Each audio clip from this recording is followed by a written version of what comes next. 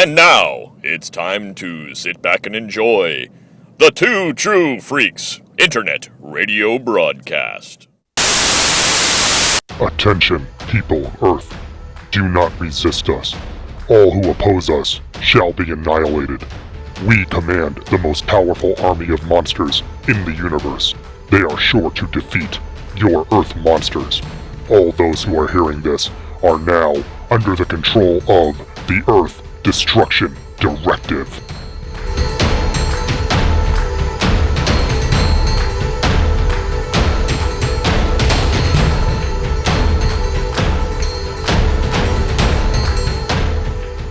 Hello everyone and welcome to Earth Destruction Directive.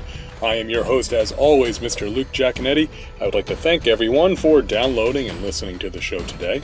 Hope everyone enjoyed our last episode where we took a look at Godzilla vs. Megalon, the classic Showa Godzilla movie with my very good friend and Megalon superfan, Mr. Joe Butler. And hope everybody enjoys today's episode. We're going to be taking a look at another Godzilla movie, but we're going a little bit more modern as we are looking at the second animated Godzilla film, Godzilla City on the Edge of Battle. Very excited to take a look at that film. But before we get to that, we do have some news to cover, so let's go ahead and get right into it. Newly announced, we have the film Yuzo, The Biggest Battle in Tokyo. This is the new film from filmmaker Yoshikazu Ishii, who is a former special effects apprentice to Koichi Kawakita, and also the director of the film Attack of the Giant Teacher. Now, Yuzo seems to be in the same comedic vein as Attack of the Giant Teacher.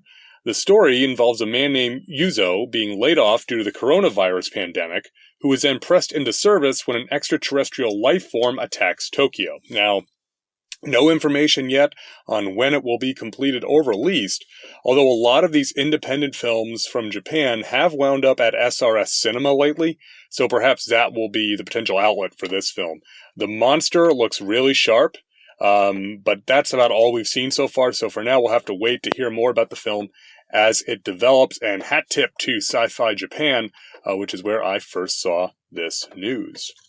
In merchandise news, Diamond Select has released their Godzilla 1974 Figural bank, standing apparently 6.5 inches tall and about 18 inches from nose to tail. This bank depicts the King of the Monsters as seen in Godzilla vs. Mechagodzilla, appropriately from 1974.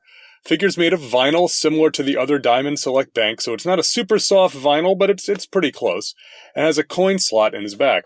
Now, what intrigued me about this particular bank, because Diamond's done a few of these over the years, a few of these figural banks, is the eyes are like really big, almost bug eyes. Which to me, with the 1974 body, it's like one could in fact use this as an imposter Godzilla if they were so inclined instead of regular Godzilla. So if you are interested, the bank can be found on Diamond's website, along with any other outlets that use the Diamond Previews code. I believe you can order it, and has a retail price of $39.99. Now in some other a bit higher-end merchandise news, Stern has announced their new Godzilla Pinball table. It's available in Pro, Premium, and Limited Edition versions, and this machine looks to be just chock full of pinball action, which is very typical for Stern.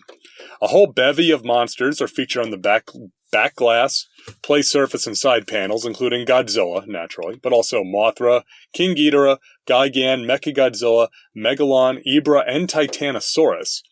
Now, in addition, Stern says the game includes Blue Oyster Cult's classic Song Godzilla, as well as a new game feature called the Magna Grab, which can magnetically grab pinballs from 5 different paths, and they show this on the trailer. It's very cool looking. Game also is the first to feature Stern's new Insider Connected system, which is a QR code reader on the table itself, which allows player to connect with the game, although the details of what exactly that means for a player experience is not clear. It hasn't really been announced. It also appears that you can use this as an owner to get metrics and maybe maintenance information on the game as well, which is very cool. Table looks absolutely incredible, especially for me as a big-time pinball fan. Pricing starts at $68.99 $69.99. That's right. So $6,900. Go to sternpinball.com for more information. Very cool table. I do not have the ability to have a pinball table in my house.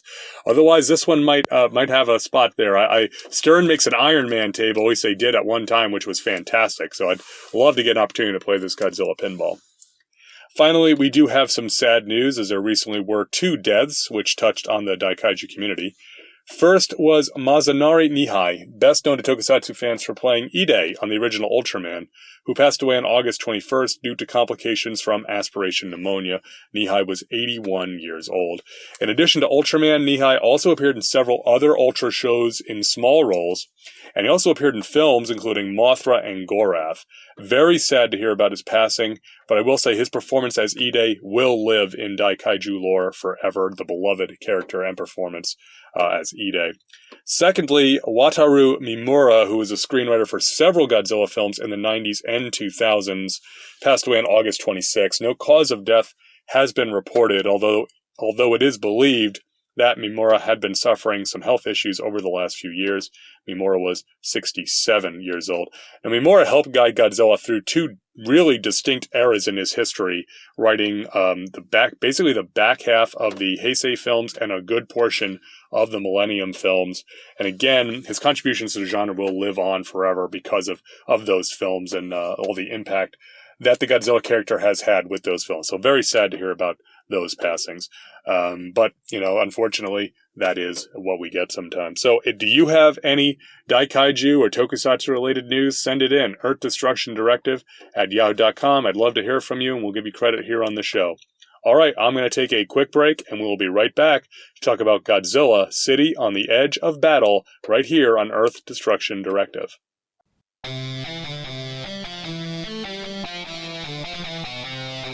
Once upon a time, 5 friends who met on the Bot Talk Transformers forum set out to develop a podcast dedicated to their various interests. Transformers, science fiction, fantasy, and comic books. Part fanboys and part assholes, they came to be known as the Fanholes. Their unbridled enthusiasm for podcasting did not end there, and soon enough, their proper podcast spun off into the Fanholes network of podcasts.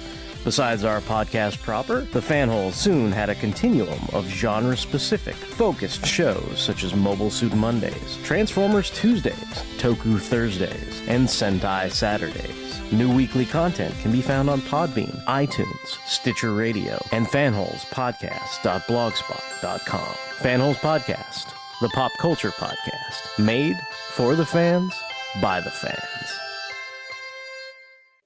All right, we are back here on Earth Destruction Directive. Godzilla, City on the Edge of Battle, the Japanese title is Gojira Kesenkido Zoshoku Toshi, literally Godzilla Battle Mobile Proliferation City, was produced by Toho Animation and animated by Polygon Pictures, and is the second entry in the trilogy of animated Godzilla films. Film was released to Japanese theaters on May 18th, 2018, and became available to stream worldwide via Netflix on July 18th, 2018. Our writers, we have 3 credited writers. First, our story credit is Gen Urobuchi. Urobuchi has numerous Japanese sci-fi writing credits, including the animes Psycho Pass and Fate/Zero, as well as a tokusatsu kamen rider Gaim. And he is credited with the story. I believe he has a story credit on all of the animated films. Our first writer credit is Sadayuki Murai. Murai has many anime writing credits as well, including Cowboy Bebop, Space Pilot Herlock, the 2003 version of Astro Boy, Space Battleship Yamato 2199, Juni Taisen, and Knights of Sidonia. He also has credits for writing on Ultraman Dyna and Ultraman Nexus, as well as the previous film Planet of the Monsters. The final writing credit is Tetsuya Yamada, and Yamada, there's less information that I was able to find on him, although he has worked on Knights of Sidonia and Juni Taisen, along with Val X Love, so it looks like he and Murai have worked together in the past. Our directors are Kobun Shizuno and Hiroyuki Sashida. They are co-directors of all 3 of the Godzilla anime films. Shizuno has many directorial credits on various anime projects, while Sashida has credits as varied as everything is varied from art director on Final Fantasy: The Spirits Within to visual effects director on the film Big Man Japan. So he's kind of done all sorts of different things. And our producer is Takashi Yoshizawa, who produced all 3 of the Godzilla anime films, as well as is being the producer of the much more recent Godzilla Singular Point anime, which recently debuted on Netflix a few months back. All right, so I have written the synopsis here, so we're going to run through the synopsis, and then we will get into notes discussing the film. And so our story goes a little something like this.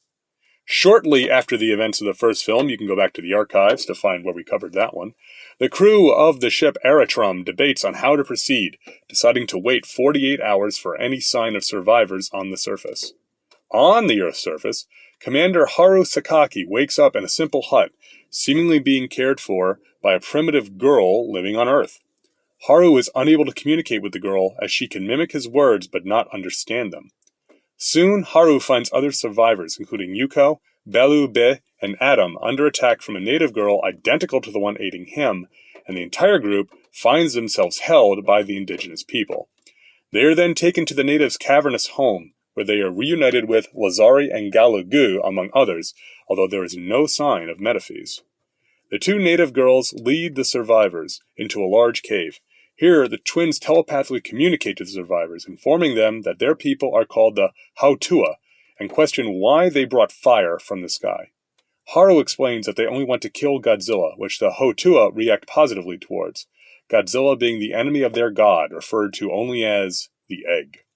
The Hautua treat the wounded, and the team are allowed to leave to find a landing ship with which to contact the Eritrum, accompanied by the twins. The site of the landing ship soon turns into a battlefield as worm-type Servum attack the team.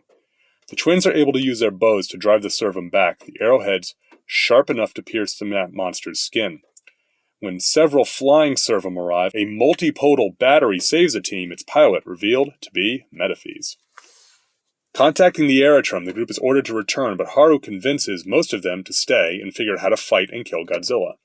The Bilu Salado in the group determine that the Hautua's arrowheads are made of nanometal, the supposedly sentient material which was being used to build their Mechagodzilla weapon. The twins lead the team to the location where the nanometal is harvested, the remains of the Mechagodzilla facility, now dubbed Mechagodzilla City. The city is overrun with nanometal, which has absorbed everything inside, even the corpses of the deceased workers. The Bilu Salado, led by Galugu, programmed the city to rebuild itself into a command post and begin construction of new assault suits named Vultures, based on the group's lone exosuit. Members of the group which were treated by the Hautua find themselves ill after spending too long in the city. It is theorized that this is due to the powder substance the Hautua secrete from their skin. The Bilu Salado members of the team begin to voluntarily merge themselves with the city, increasing its tactical capabilities by adding the knowledge and intelligence of the Bilu Salado into its neural network. As progress is made, Metaphys tells Haru that he thinks of the city as a monster itself, being birthed by the end of a civilization, much like how his civilization was decimated by a monster. Metaphys whispers the name to Haru, telling Haru that if he is afraid while fighting Godzilla to think of this name instead, which is much more powerful than even Godzilla and should inspire even greater terror. Later, Haru and Yuko share a kiss, and he promises her that she will see Earth as it once was. The plan is formed to kill Godzilla. Similar to the original plan, the monster will be lured to a trap point and forced into a detour tunnel. Once there, liquid nanometal will be poured into the tunnel to trap him.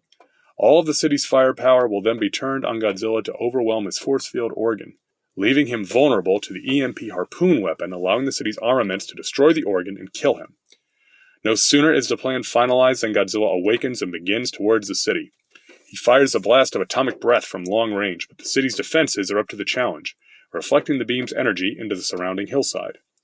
The vultures, piloted by Haru, Yuko, and Belube, begin harassing Godzilla, driving him towards the trap point and into the detour. The liquid nanometal is released and Godzilla is trapped. The bombardment begins and successfully knocks down Godzilla's shield. The EMP harpoon then pierces Godzilla's hide, and the monster stands motionless, heat and energy building up inside. Despite this, Godzilla does not explode as the previous offspring monster did. Instead, the tremendous heat is a form of attack, raising the city's internal temperature. Galugu merges with the nanometal, willing to pay any price for victory, while Metaphys leads a retreat away from the city. Galugu orders the vultures to use themselves as the weapon, spearing Godzilla with enough speed to destroy the organ and kill him. However, the tremendous heat makes it impossible for the vultures to approach Godzilla.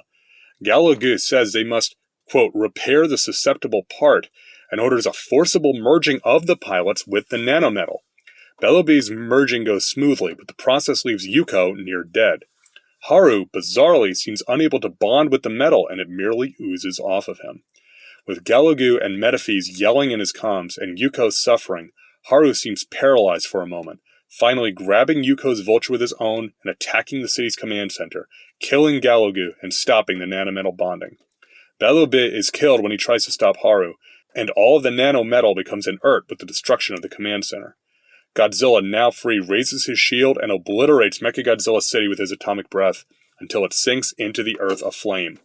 Haru lands his vulture and sees to Yuko, but all he can do is scream in rage as he holds her lifeless body in his hands. We now see again the scene of Metaphys and Haru talking about the battle. Metaphys tells Haru that the name of the monster who destroyed his civilization was Ghidorah. Well, that is a heck of a cliffhanger, isn't it?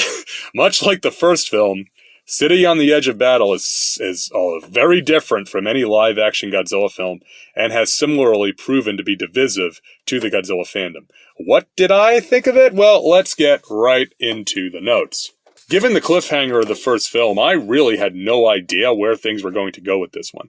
In retrospect, while the idea of Mechagodzilla is teased in Planet of the Monsters, the idea of the MG as a city is really quite novel and unique.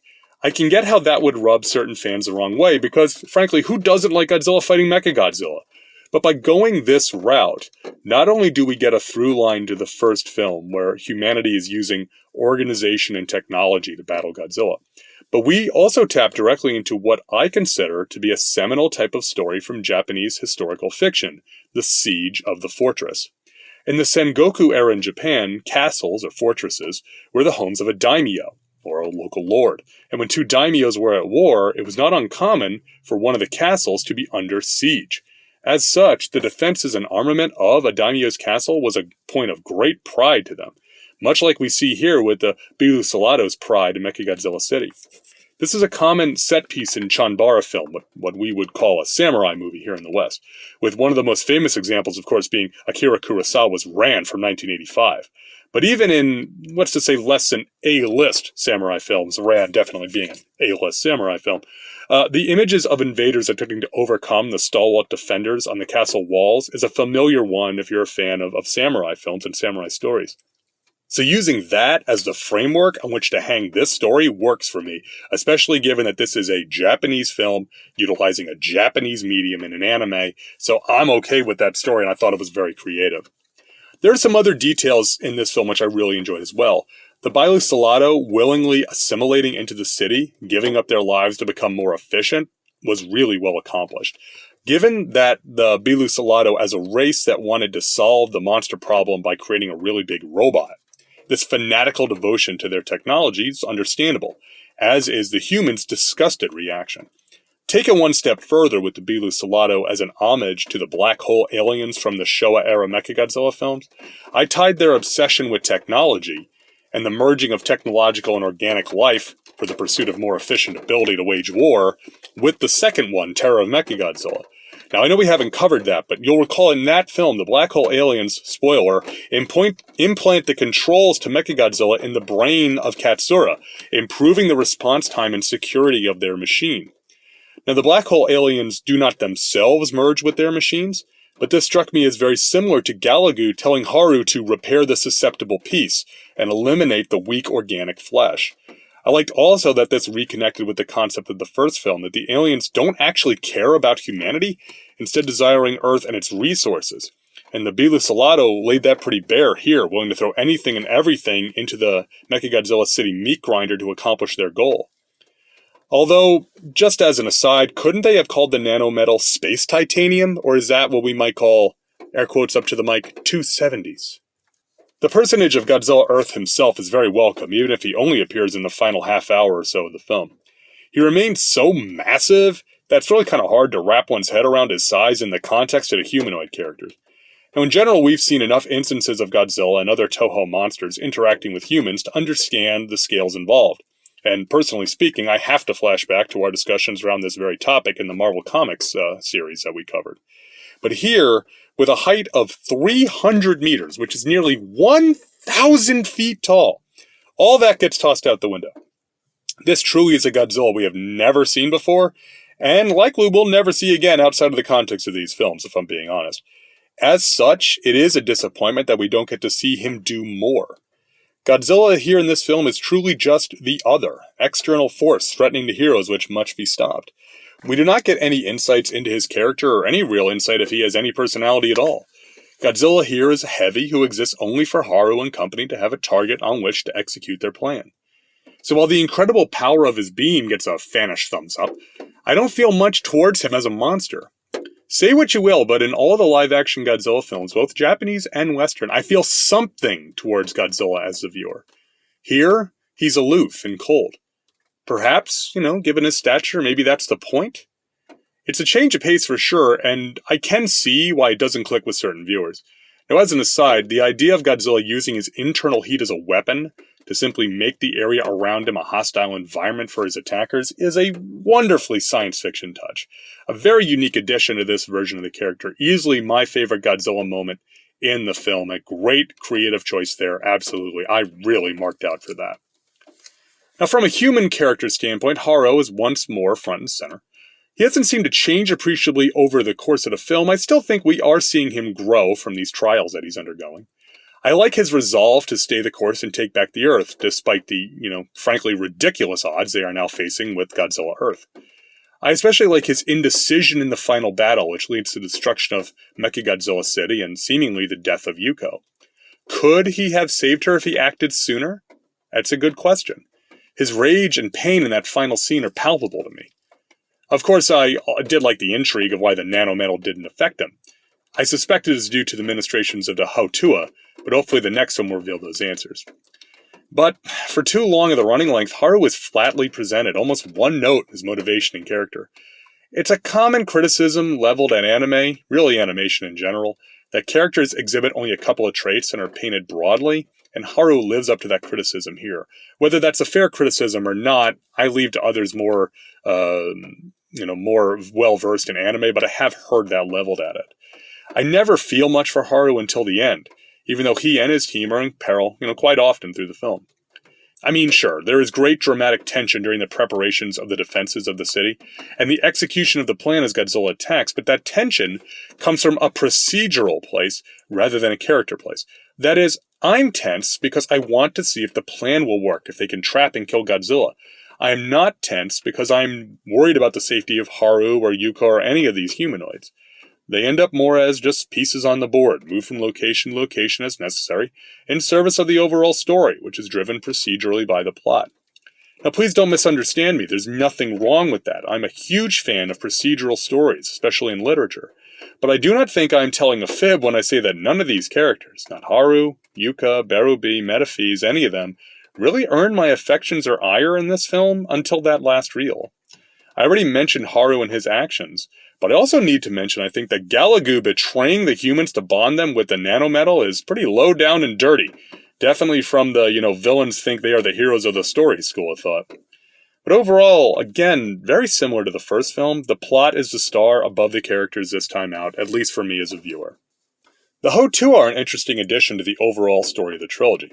Now, they're obviously an analog to the Infant Island natives from the Showa era, including the two twins as an updated version of the Shobijin. The Hotua are presented in a similar way, only without the direct involvement of Mothra.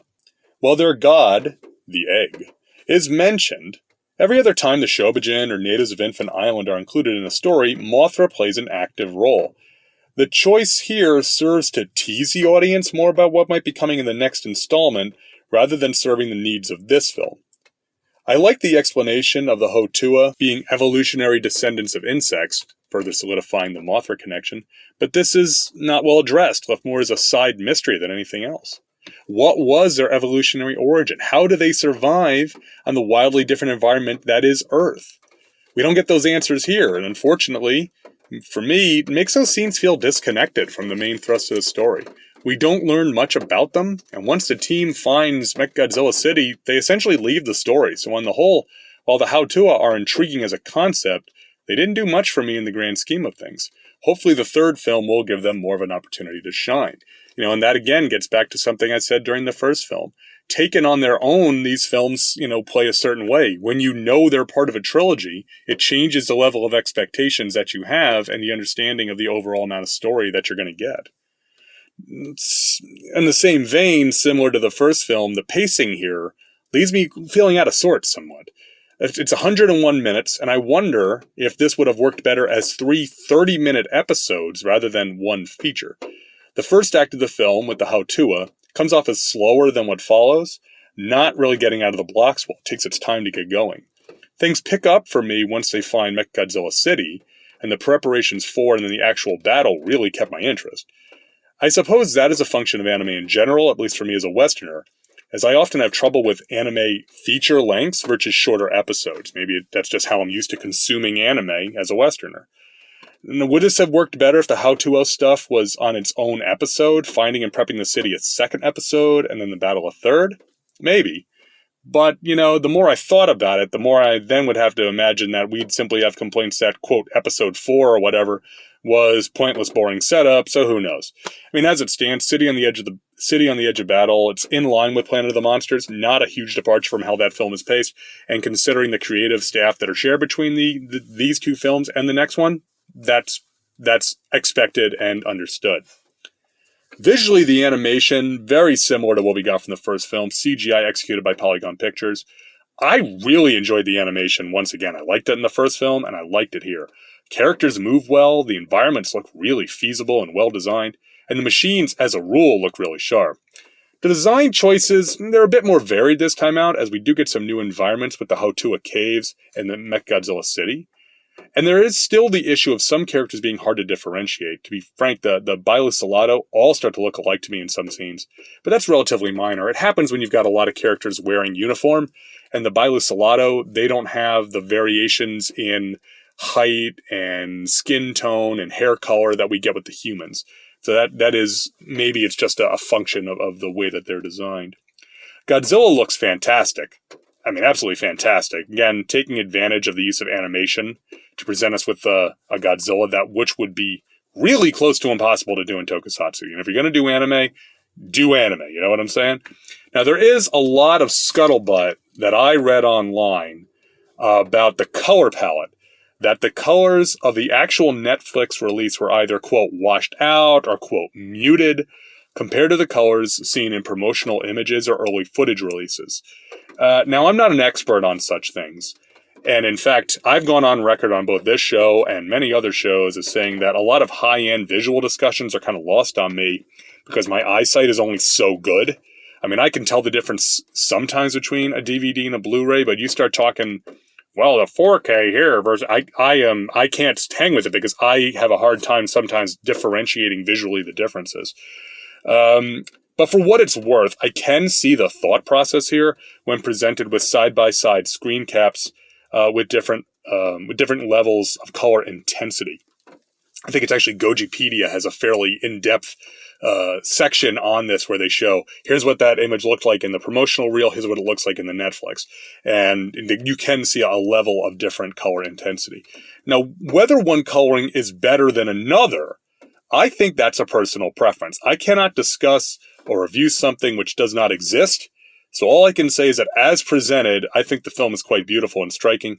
Personally, I think it looks even better than its predecessor on the visuals because we get a bit more varied stuff with some of the environments on Earth. So I really like it.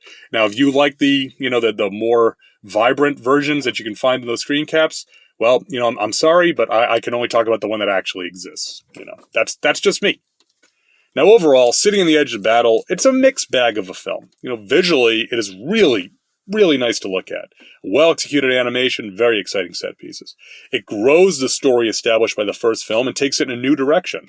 I think does a really great job of ratcheting up the tension in the second half, and then delivers on that tension with the final battle. Now, these positives, they're hampered, though. They're hampered by an uneven pace. It makes the film drag in spots in that first half, coupled with a real sense of detachment, since none of these characters really ingratiate themselves that well to the viewer until the very end of the film. Now, ultimately, this is a film which, I think has earned its divisive nature. And personally, I fall more on the positive side of the fence. I can just as easily see how both fans and newcomers alike would be turned off by the film. Now, for me, overall, the good outweighs the not so good, and I think it's definitely worth watching. Assuming you've seen the first one, of course. Go watch that first one. If you haven't seen Planet of the Monsters, don't watch City on the Edge of Battle. I'm just saying. Now, if you want to own Godzilla City on the Edge of Battle, well, here in the States, you're pretty much out of luck, as it is not available for purchase, still only streaming on Netflix. Now, there is both a Japanese DVD and Blu-ray release, but both of those lack English subtitles, so they will be less useful, I imagine, for a lot of listeners to this show. Not saying listeners to this show don't speak Japanese, but as I speak English, I have to assume at least a fair number of my listeners also speak English. So if you want to watch, head on over to Netflix. If you don't have Netflix, I'm sure you know somebody that does, right? So I throw it now to you, the listener. What do you think?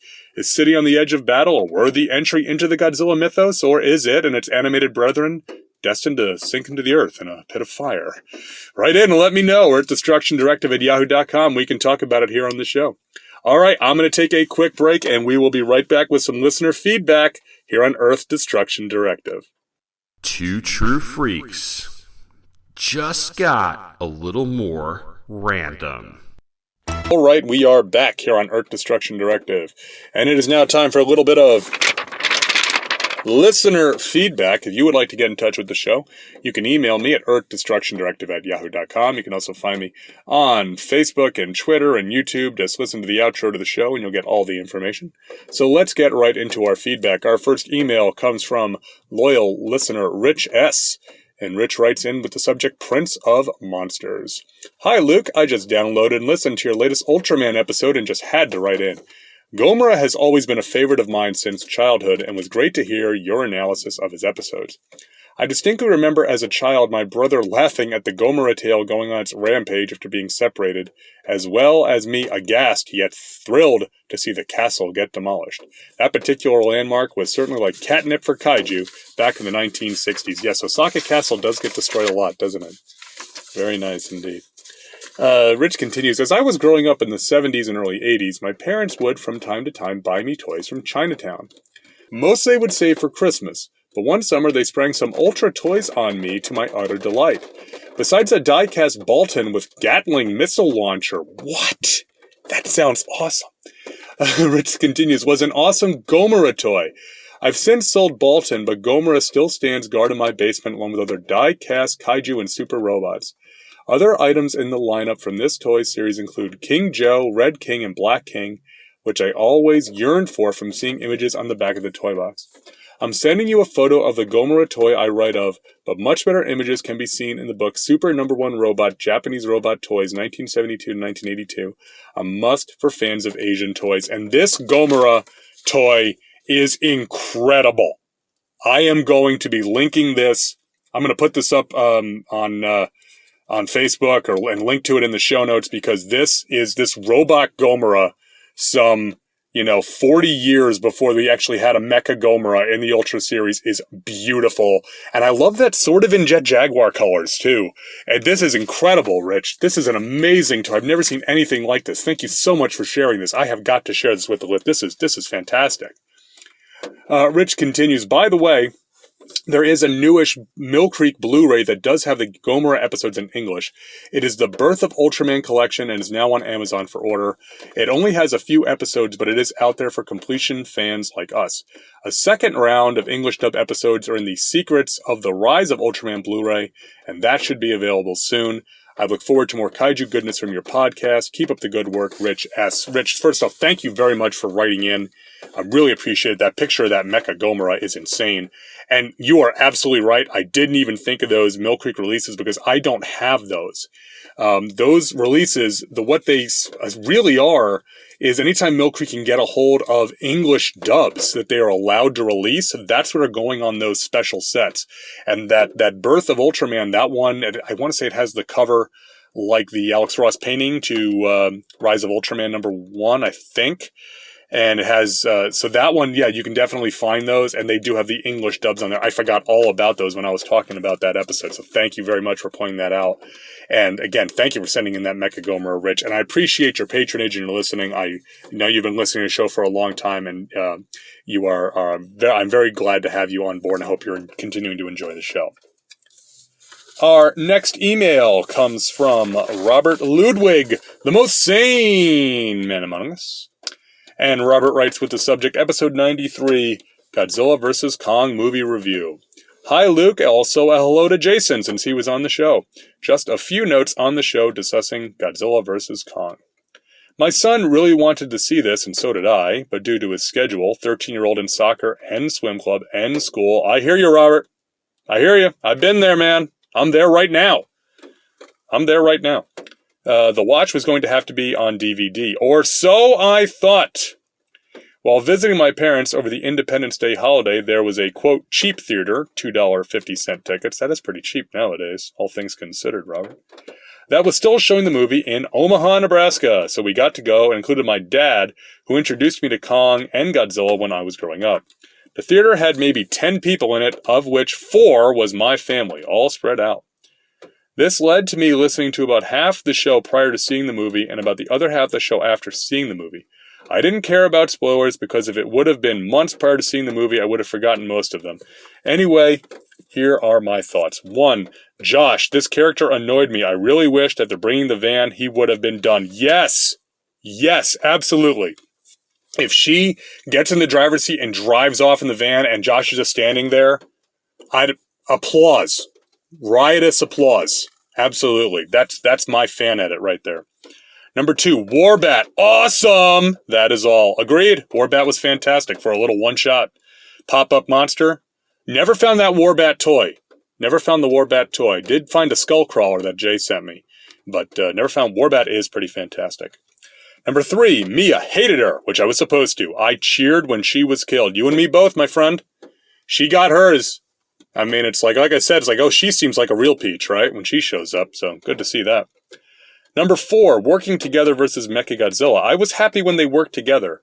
Their nonverbals were great, and I cheered when they worked together too. Love when Godzilla charged the axe for Kong. That was when I realized the axe head was a Godzilla scale. Yeah, that bit of them working together, you know, I think I may say this on the episode, it is... Maybe it's a little cliche that the two monsters are going to fight and then they got to team up.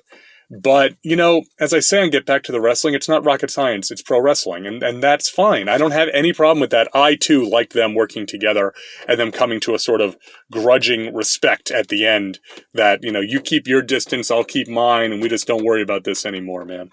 Very, very much a great bit, and I'm glad it struck home for you as well. 5. Also, the movie showed us that both were thinking monsters. Kong was shown throughout to be a thinking monster, but the end showed that Godzilla thinks too. He accepted, easy for me to say, the help from Kong, and he helped charge the axe, and in the end, he left Kong be. Yeah, I agree with that. Godzilla in the legendary films, he has something going on. He's not just an engine of destruction like he can be sometimes in some of the earlier films. There's some thought going on with the legendary Godzilla. I agree with that. And I think the film did do a good job of that. Number 6, Alex Skarsgard, not sure on the spelling, got a huge Chris Pratt vibe off of him. Wondering if anybody else did too. I've seen Alex Skarsgard in a few things. I think he played Tarzan, doesn't he? In Legend of Tarzan, the one with Margot Robbie and Samuel L. Jackson. I mean, I thought he did fine, and he certainly has that sort of, you know, good-looking, light touch that Chris Pratt has. I don't know if I'd have to ask my wife if he's as cute as Chris Pratt. I mean, the ladies do love Chris Pratt, right? But I can definitely see that. I don't know that I made that specific connection, but I'm gonna noodle on that one a bit. Robert continues, anyway, thank you for all the shows that you do, Luke. I really enjoy them and learn so much. I have learned about so many monsters, Ultraman, and the different comic books. My personal favorite is the comic book reviews, but enjoy everything. Keep them stomping. # Team Kong, Robert Ludwig. Robert, thank you very much, first off, for writing in, and I'm glad you're enjoying the show. As far as comics, we do have some comics coming next year. In fact, right now I was kind of looking at the schedule. January, we're going to be covering some comics again, And I'm hoping to get some more comics mixed in next year. There's been a lot of good Daikaiju comics coming out, both some stuff from Marvel with the 2 Ultraman minis, and some stuff from IDW with the new Godzilla books. We've got, Kaiju Score, which was an independent title. And we should be getting more Stomped, I think, in 2022 as well. Remember, we covered Stomped at the beginning of this year from Ross Radke. So hopefully we'll get some more comics. And I enjoy doing the comics. It's a change of pace. Plus, I can read them at my own pace. I can go and just, sit down. And if I only read for 10 minutes at a clip, I only read for 10 minutes at a clip. But thank you very much, Robert, for writing in. Really appreciate hearing from you. Our last email for today is from my brother Jason Giaconetti, and the subject is G versus G. And Jay writes, Luke, after listening to your latest episode covering Gamera 2, Advent of Legion, it made me think about the age-old question, could we ever see Gamera versus Godzilla? Now, I know it might be impossible, but we never say never. But could, in this day and age of money-making things happen, could we be in a place where it could happen? A souped-up Gamera facing a new-age Godzilla would be bank. Do I think it will happen? Nope. But anything seems possible these days. I agree with that. 10 years ago, I could have said they'd never remake King Kong vs. Godzilla. In fact, that always was top of my list of movies that deserved to be remade. And here we are with a big-budget remake of King Kong vs. Godzilla. So who knows what can happen? Who knows what adventures these monsters will have between now and when the series are no longer deemed profitable, right? Jay continues, I know this is not super helpful, but I know I'm not alone. I mean, would it be great to see this super fight? Of course. I would love to see them go toe-to-toe. But if not Godzilla, then maybe a modern Gamera facing a, quote, mechanical gorilla, or a, quote, mechanical lizard king could also be great. I do like that thought. We'll boulderize it a little bit, change it just enough so that, you squint at it, just enough to satisfy the lawyers. That said, Gamera fighting a giant robot would really be something, because he doesn't fight a lot of robots. He fights UFOs on occasion, but he mostly just fights monsters. So Gamera fighting a robot, especially a robot Kong of some kind, or perhaps a robot tyrant lizard of some kind, that would be bank, as you say. I'd be on board with that for sure. Jay continues, well, I will stop now because then I'm opening more cans of worms and answering any questions. Thank you for all your great shows and keep up the great work. Keep them stomping, Jason. Jay, thank you very much for writing in. I appreciate your patronage. I appreciate you listening to the show. Yeah, Gamera vs. Godzilla, that's one of those things that it's the ultimate fan wank, right? You always have to have that in the back of your mind. Could you, if you did that, would it ever live up to the hype? That's the thing, Could you do those monsters against each other and live up to it? That would be the question. Because to me, you have to have Gamera as the hero. Gamera is always the hero, right? So kind of like we got with Godzilla vs. Kong, where, you'd have Godzilla playing the villainous role and Gamera playing the heroic role, kind of like Kong did. So I could see that. But man, I gotta say, the Heisei Gamera, that's going to be tough to beat in a fight. That is going to be tough to beat in a fight. That is all I have to say on that. Jay, thank you again for writing in, and hope to hear from you again in the future. Social media, love, likes, shares, retweets, hearts, all that good stuff for the last episode came from Jason Giaconetti, The Telltale Mind, Kirk Spencer, Big Five Army, The Fanholes Podcast, the aforementioned Robert Ludwig, the most sane man among us, 21st Century Boys, History of Comics on Film, that's Derek W.C. from the Fanholes, The Daily Doom Patrol Haiku, Professor Allen, Steady Riot 665, Bro Rad, Two True Freaks, The Weird Warriors Podcast, Max Reads Comics, Bodo Winter, Ross Radke, Dr. Strange, a.k.a. Billy D., Chuck Rodriguez, Iowa's Joe Crawford, Mr. Lomax, Tim Elliott, Scott Rifen, Darren Sutherland, Gene Hendricks, Brian Sever, Robert Ward, Joe Butler, Matt Holland, John Vanover, Brian Hughes, and Colleen Alexander. Thank you, everyone, for all of that social media love, helping getting the word out there about Earth Destruction Directive. We say it all the time, that social media interaction, it's great fun, and I love to see it out there, so thank you very much, everybody, for that. In addition, I would like to take this opportunity, of course, to say that Earth Destruction Directive is for everyone. If you find any joy in the Japanese giant monster fandom, you are welcome to engage with the show in any way that you would like. to interact, to listen, to feedback, however you want to get in touch with me. It's all appreciated. All are welcome at Earth Destruction Directive. But now that we have come to the end of this episode, we have to, as always, look forward. And what's that on the horizon? What is that weird-looking thing stomping toward us? The next time out, we're going to be taking a look at one of the most bizarre Daikaiju movies of the Showa era. And those of you who have been with us for a while know that is not a statement I make lightly. We are taking a look at the X from Outer Space, featuring the monster Gyala. And this is an oddball one. Now, I've got a special guest lined up. I'm not going to tell you who that guest is just in case things don't work out, but come on back next time. We're going to be talking about the X from Outer Space. Hope everybody enjoyed this episode, talking about City on the Edge of Battle, and I hope you'll join us again. And so until next time, keep 'em stomping. This has been Earth Destruction Directive, a Daikaiju podcast, produced and created by me, Luke Giaconetti, as part of the Two True Freaks Internet Radio Network, available at twotruefreaks.com. This is a fan work celebrating the history and culture of Japanese giant monsters. All movies, TV shows, comic books, characters, and other intellectual property is copyright their respective copyright holders, and no infringement is intended or implied. If you would like to send an email to the show, you can email me at earthdestructiondirective@yahoo.com. I try to respond to all emails, and if you send in some comments, I will read them on the show. All episodes of Earth Destruction Directive can be found at twotruefreaks.com. You can also find the show on your favorite podcatcher. Just search for Earth Destruction Directive. You can even leave a review on your podcatcher of choice if you'd like. You can find me on Facebook. Just search for first name Luke, last name EDD. You can also get in touch with me on Twitter. Just search for the handle @LJacone. That's LJACONE. The theme song for this podcast is Future Gladiator by Kevin MacLeod, downloaded from Incompetech.com, licensed under Creative Commons by Attribution 4.0 license. Thanks for listening, and be sure to come back next time for more city-stomping fun here on Earth Destruction Directive.